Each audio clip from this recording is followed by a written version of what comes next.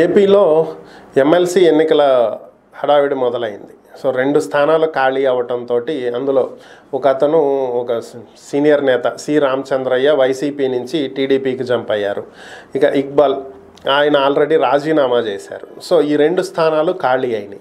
వీటికి ఎన్నికలు నిర్వహించాల్సి ఉన్నటువంటి నేపథ్యంలో ఎమ్మెల్యే కోట, ఎమ్మెల్సీ ఎన్నికలు, ఎమ్మెల్యేల బలం ఆల్రెడీ కూటమికి భారీగా ఉన్నటువంటి నేపథ్యంలో ఈ 2 సీట్లు ఎలాగూ కూటమి వాళ్ళకే దక్కుతాయి.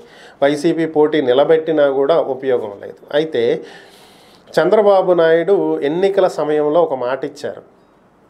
పిఠాపురంలో వర్మ పోటీకి దిగకుండా పవన్ కళ్యాణ్కి సీట్ ఇచ్చినటువంటి నేపథ్యంలో కూటమిలో భాగంగా సీటు త్యాగం చేయాల్సి వచ్చినప్పుడు వర్మ ఒక ప్రకటన చేయడం జరిగింది. ఇండిపెండెంట్గా పోటీ చేసి ఈ సీటు గెలిచి చంద్రబాబుకు బహుమతిగా ఇస్తాను అని. ఖచ్చితంగా ఆయన ఇండిపెండెంట్గా పోటీ చేస్తుంటే పవన్ కళ్యాణ్ ఈరోజు అసెంబ్లీలో ఉండేవారు కాదు. ఖచ్చితంగా వర్మే గెలిచేవాడు. అయితే చంద్రబాబు ఆ రోజు వర్మకి ఇచ్చినటువంటి మాట, ఎమ్మెల్సీ ఎన్నికలు వచ్చినప్పుడు ముందుగా వర్మకు ఎమ్మెల్సీ సీట్ ఇస్తాను అని చెప్పి. సో మరి ఆ మాట చంద్రబాబు నిలబెట్టుకోకపోయినా అది వేరే విషయం. కానీ పవన్ కళ్యాణ్ దాన్ని సీరియస్గా తీసుకోవాలి. ఎందుకని అంటే ఆయన కోసమే వర్మ త్యాగం చేశాడు. ఆయన గెలుపు కోసం వర్మ పనిచేశాడు. వర్మ మనుషులు పనిచేశారు. పిఠాపురంలో వర్మ చేసినటువంటి పని కారణంగానే ఈరోజు పవన్ కళ్యాణ్ గెలిచాడు.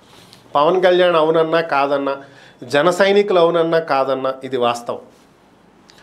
పవన్ కళ్యాణ్ గెలుపు కోసం వర్మ ఎంతో కృషి చేశాడు.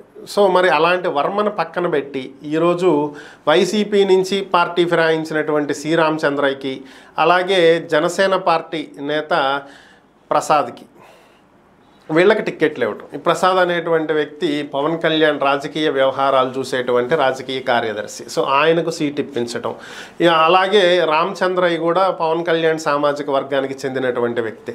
సో ఒకే సామాజిక వర్గానికి చెందినటువంటి వాళ్ళకి ఇద్దరికి సీట్లు ఇవ్వటం, రామచంద్రయ్య కూడా పవన్ కళ్యాణ్ ద్వారా చంద్రబాబు మీద ఏమైనా ఒత్తిడి తీసుకొచ్చాడా అనేటువంటి వార్తలు తెలుగుదేశం నాయకుల్లో చక్కర్లు కొడుతున్నటువంటి పరిస్థితి.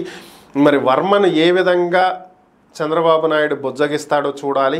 ఎందుకంటే ఆల్రెడీ వ్యతిరేకంగా ఉన్నటువంటి వ్యక్తిని బుజ్జగించి ఎమ్మెల్సీ ఇస్తామని చెప్పి తీసుకొచ్చారు.